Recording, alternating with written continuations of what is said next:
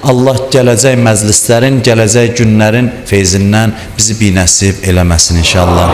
Allahümme inna nes'aluke ve ned'uk bismikel azimil a'zam el-a'azzil ecellil ekrem ve bil Huseyni ya Allah, ya Allah, ya Allah, ya Allah, ya Allah, ya Allah, ya Allah, ya Allah, ya Allah, ya Allah, ya Rahman, ya Rahim, ya Mugallibel kulub, sabbit kulubena ala dinik. İlahi ellerimizi naumid qaytarma, amin diyen dilleri lal öldürme, bağışlamamış bizi bu dünyadan aparma.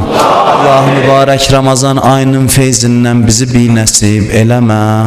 Allah bu orucluğu bize ahir orucluq qərar vermə. Her kimin ne derdi var, ne haceti var, derdin götürüp senin evve gelip, sen and verirəm bu ayın şəhidi Əleyhisselamın ehtiramına hamımızın hacetlerimizi rəva elə. Allah xəstələrimizə ümumən nəzərdə olan xəstələrə şifayı acil mərhəmət elə. İzzətin xatirinə izzətimiz əlimizdən alma. Her kimin ne derdi var, ne haceti var, məndən xahiş eləyiblər, dua eləyək, iltiması dua deyiblər, hamısının hacetləri rəva elə.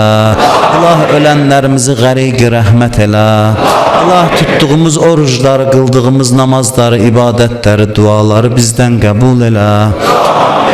İmam Zaman ağanın mübarek olan kalbin bizden razı ve hoşnut elə. Ağamızın zuhurun tez elə.